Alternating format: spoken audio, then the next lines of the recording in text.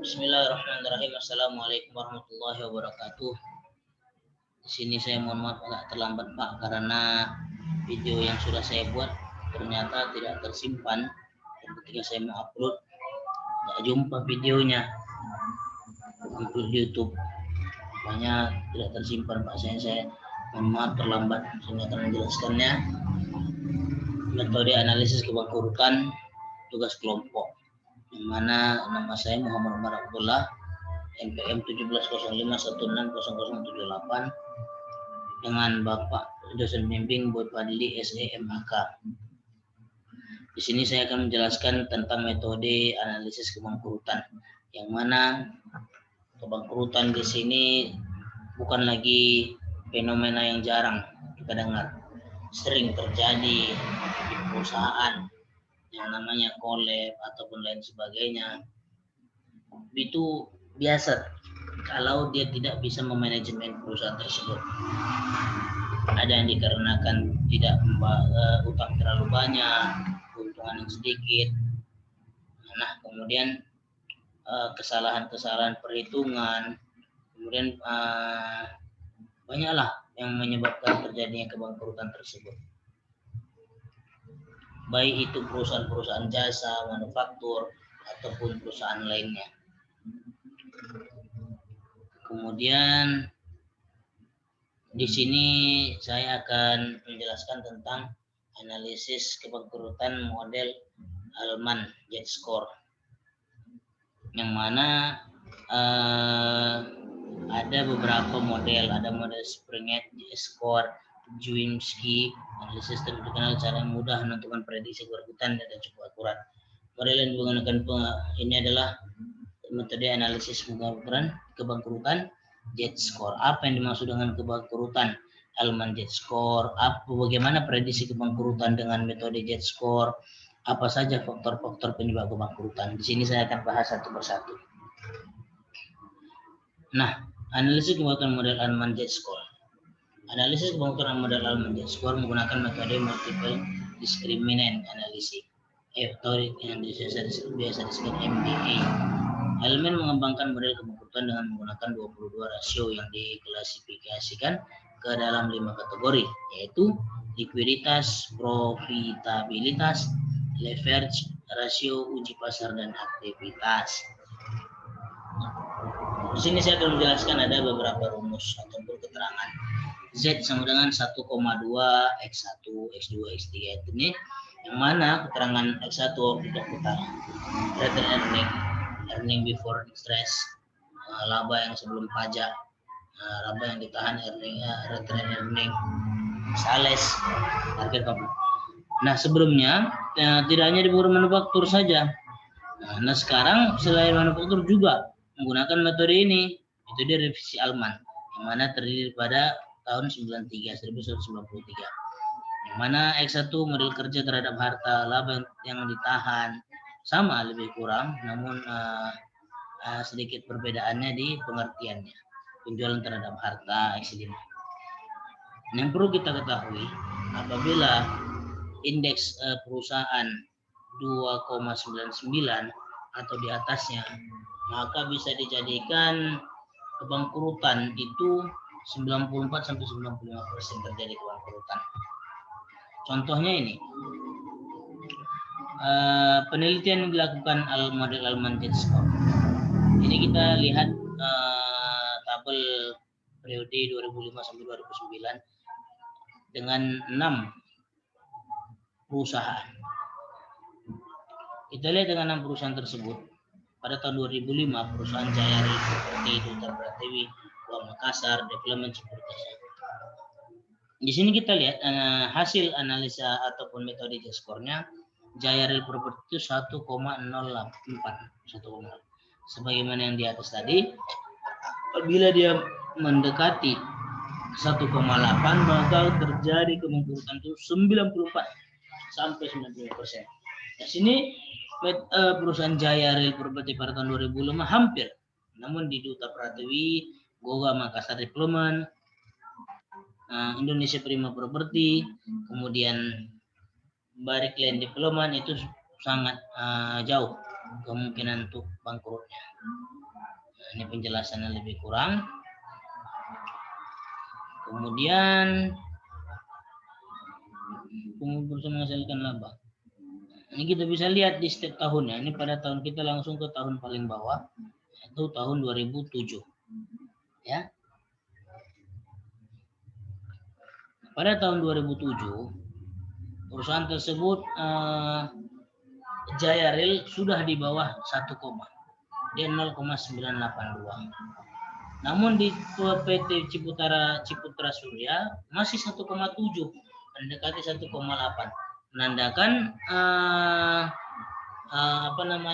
perusahaan tersebut kemungkinan besar akan mengalami kebangkrutan. Kondisi perusahaan pada 2007 hampir sama dengan tahun sebelumnya. Pada tahun ini semua properti bangkrut, nilai bebannya 0,123 sampai 1,7.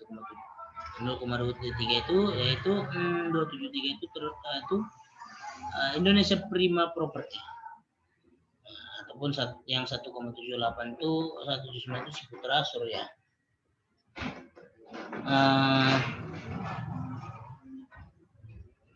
Kita bisa lihat working capital total asset rasionya. X1 kita bisa lihat di sini. Nah, inilah dia. Dengan tabel tersebut kita bisa lihat kan.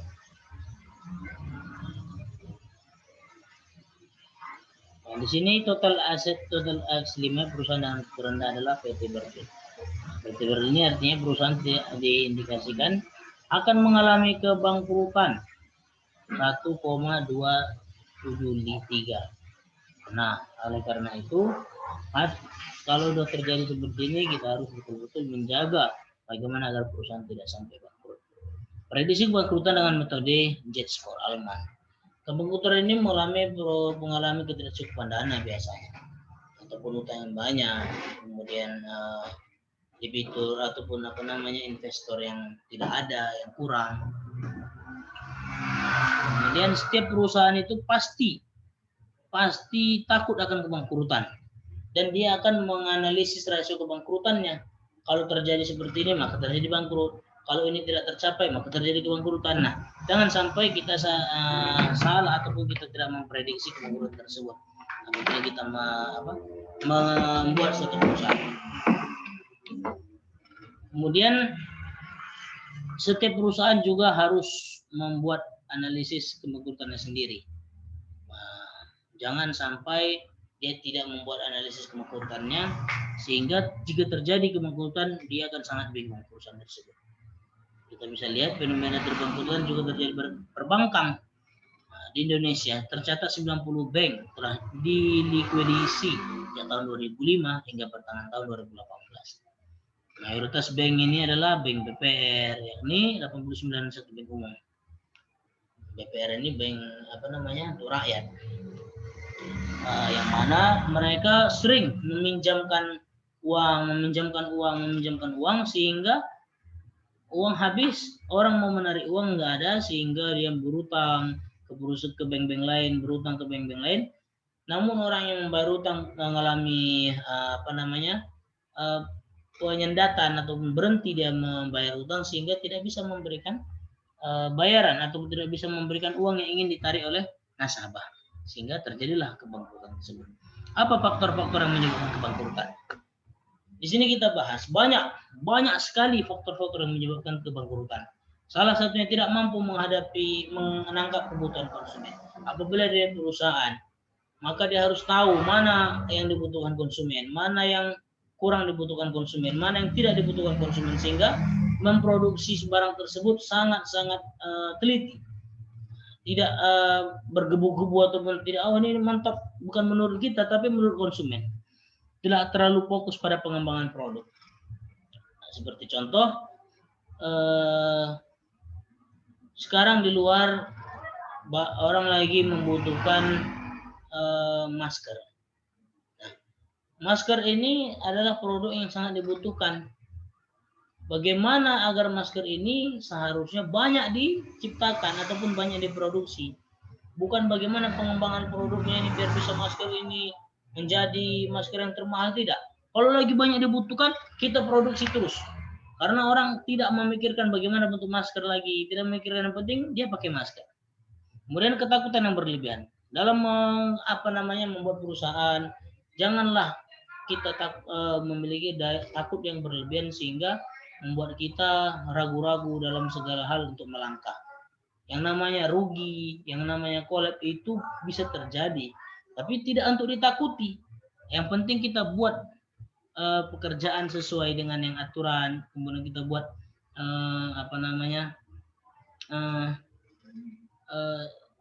aturan kebijakan-kebijakan konsumen, kebijakan-kebijakan pekerja, kebijakan-kebijakan karyawan. Kita teliti, kita pantau, maka mudah-mudahan kebangkrutan itu akan tidak datang kepada kita. Kemudian berhenti melakukan inovasi. Nah, ini sangat fatal. Inovasi perlu kita buat. Contohnya kita memiliki pabrik baju. Apabila baju yang kita yang kita buat itu begitu terus, modelnya begitu tanpa ada inovasi, yang mana awalnya dia berkembang ataupun maju, pesat, banyak disukai orang, tapi tidak ada perkembangan, tidak ada inovasi, maka lama-kelamaan orang akan akan tidak mau memakai barang tersebut, tidak mau memakai baju tersebut. Karena apa? Merasa ketinggalan zaman. Nah, kurang mengamati pergerakan kompetitor. Nah, yang mana harus kita tahu perusahaan itu kalah bersaing atau tertinggal jauh di belakang apabila pergerakan kompetitornya tidak maju. Nah, karena orang banyak yang nyama dengan kita. Apabila kita memiliki perusahaan baju misalnya, banyak lagi orang yang memiliki perusahaan baju yang lebih lagi dari kita. Maka kita harus tahu kondisi persaingan kita. Kemudian harga juga kita harus sesuaikan. Barang yang bagus, kita buat harga mahal. Jangan barang yang mahal, kita buat kualitasnya tidak bagus. Maka orang tidak mau. Nah, apapun yang kita buat, kita sesuaikan harga yang sepadan. Penyebab lain yaitu terlelitnya otak. Nah, kemudian ekspansi berlebihan, penipuan dilakukan CEO, penipuan yang dilakukan banyak karyawan, banyak lagi. Kesalahan manajemen perusahaan, pengeluaran tidak terkendali. Maka dari itu perlu kita membuat kebijakan-kebijakan dalam perusahaan kita. Kita sudah buat manajemen strategi perusahaan, kita jalankan. Kita telah buat manajemen strategi karyawan, kita kita terapkan. Kita sudah buat manajemen strategi produksi, kita terapkan. Dan perlu kita pantau. Agar apa? Agar seluruh kebangkrutan ataupun yang perusahaan kita yang akan mengalami kebangkrutan tersebut tidak akan terjadi. Nah, apabila kita sudah buat manajemen strategi tersebut, namun kita tidak pantau, maka baik karyawan maupun yang lainnya akan berusaha ataupun iri dengan kita. Karena setiap orang memiliki sifat SMS, senang melihat orang susah, susah melihat orang senang. Nah, maka dari itu tidak hanya karyawan, tidak hanya bahkan kawan dekat kita sendiri pun bisa menjadi penyebab kebangkrutan kita. Minjem uangkah dia dengan kemudian kita pakai dengan dana kita, dana modal perusahaan, ataupun kadang kawan kita mempunyai perusahaan yang sama, kita mempunyai daya tarik ataupun keunikan, dia curi keunikan tersebut, maka pun akan bisa terjadi kebangkrutan dengan kawan sendiri. Maka kita harus berhati-hati. Nah, demikianlah analisis kebangkrutan yang dapat saya jelaskan dari materi dari kerja tugas kelompok kami bertiga. Maka oleh karena itu kesimpulan dapat kita ambil bahwasanya kebangkrutan perusahaan tersebut bisa dari internal perusahaan maupun eksternal perusahaan.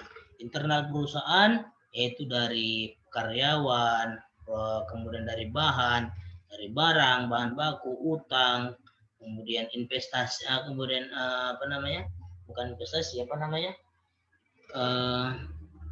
kesalahan-kesalahan bekerja banyak.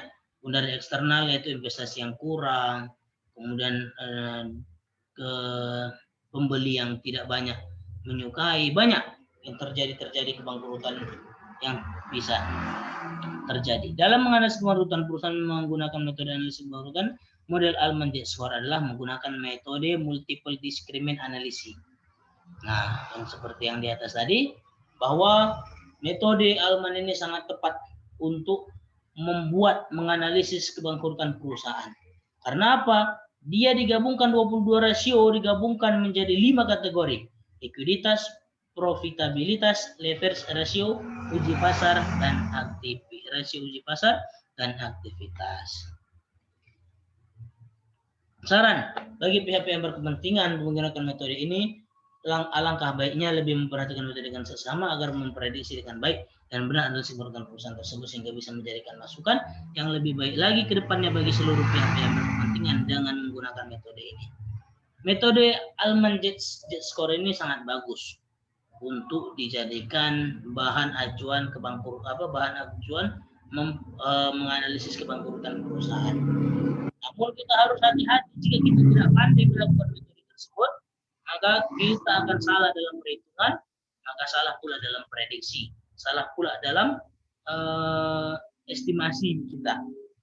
Maka dari itu perlu lagi-lagi belajar latihan agar bagaimana perusahaan yang kita dirikan ataupun perusahaan yang sudah kita dirikan tidak terjadi kebangkrutan.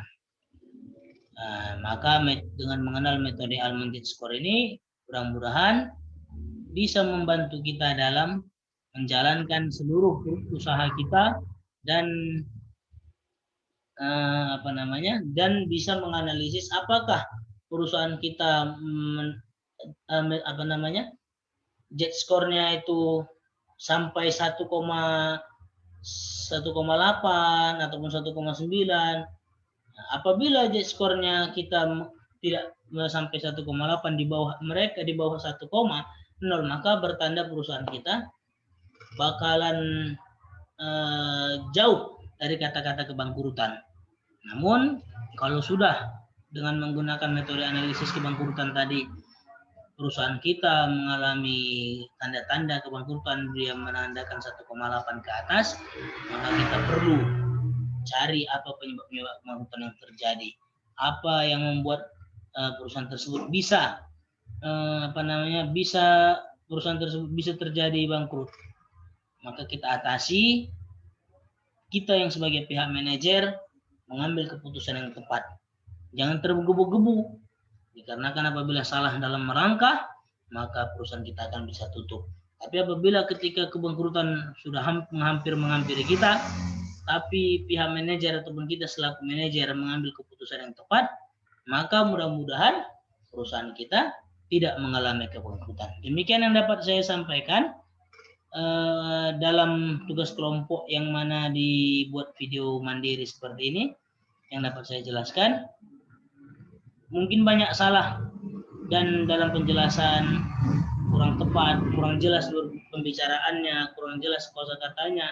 Saya mohon maaf kepada yang melihat video saya ini, dan saya berterima kasih kepada Bapak Boy selaku dosen pembimbing saya dalam membuat tugas kelompok ini, dan saya berterima kasih juga kepada seluruh pihak jajaran pihak UMSU dan jajarannya.